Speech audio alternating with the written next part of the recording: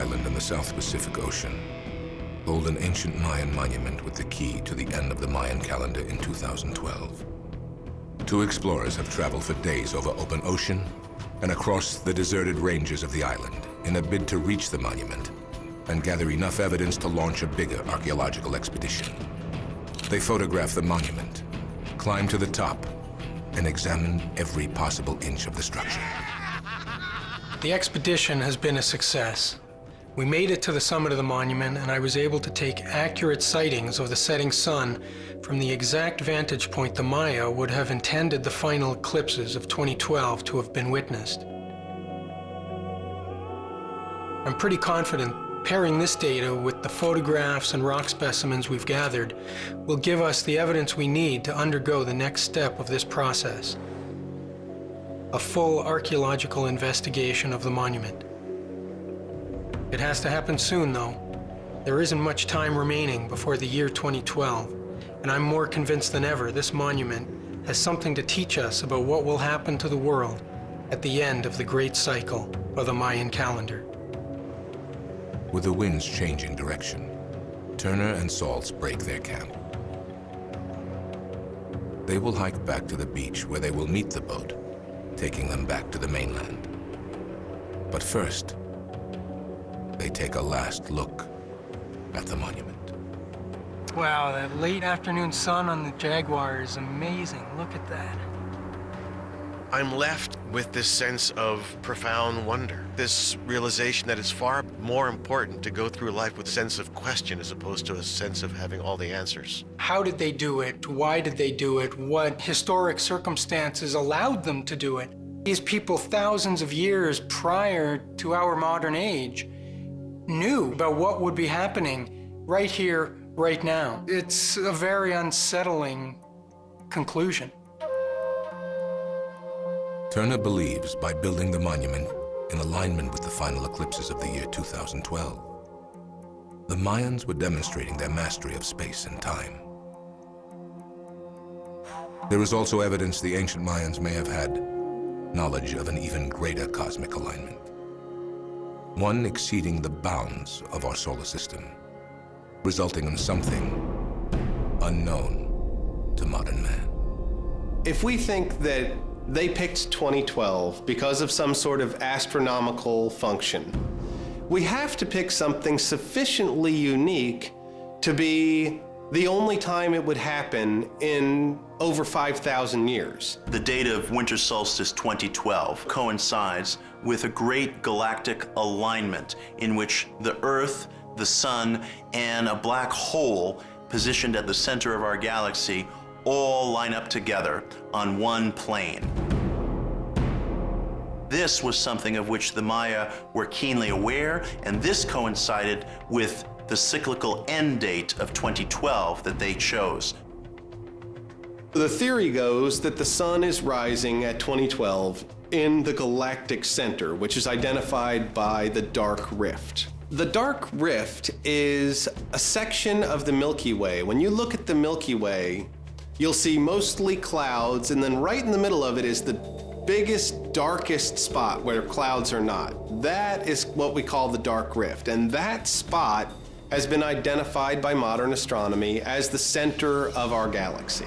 So the idea is that the Maya created their calendar thousands of years ago, predicting a moment in the future where the sun would rise perfectly in the center of the galaxy. It's true that in a perspective of 5,000 years, the sun's doing something fairly unique. It's rising in that dark rift. The ancient Mayan astronomers observed the movements of the sun, the stars, and the planets over hundreds of generations, painstakingly recording their data. With astonishing accuracy, they perceived vast cosmic trends and ultimately uncovered the workings of time itself. The Mayans were calculating these alignments, and that's why the end of their calendar falls on such an appropriate moment, this winter solstice alignment right in the dark rift in the center of the galaxy. It points to the fact that they believed that there was some kind of great, dramatic shift or revelation that was going to occur on winter solstice 2012. There does seem to be some sort of correlation between the alignments with galactic centers and these periodic great cataclysms. The last time we were in a similar galactic alignment period to the one we're in now, which was about 13,000 years ago, in the opposite direction, summer solstice falling in the center of the galaxy, we had a horrible catastrophe. There was a huge shift in the climate. Hundreds of thousands of species throughout the planet died off. There's a scientific theory that unstable black hole at the center of the galaxy wobbles and erupts and throws out a huge mass of energy, gamma rays, light. And it just so happens that we can see with the Hubble telescope and so forth that our galaxy had some sort of galactic superwave from some sort of core eruption about 13,000 years ago. So perhaps every 13,000 years, or double that, 26,000 years, peaks and troughs. This galactic superwave sweeps through our part of the galaxy and either promotes life or wipes it out. If we survive the changes that we are experiencing now and that are going to intensify, there will come an era where we step out with full knowledge all the way to the beginning of time and all the way to the end of it. Mankind's destiny is to go beyond time, if we live. Does the island hold a message about what will befall us? 2012's right around the corner. You'll be back. I think so. This island has many stories to tell and many more secrets to reveal. Do we get out of here? Let's do it. All right.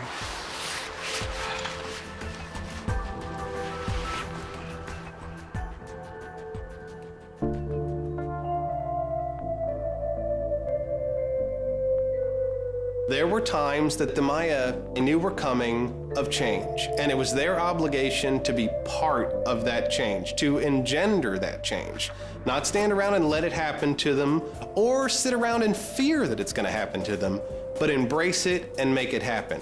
They wanted to interact with their destiny. So if the Maya were still here in the turn of the 13th Baktun, the grand cycle of the beginning, the same date as the beginning of their creation, they probably would, by their own hand, radically change things.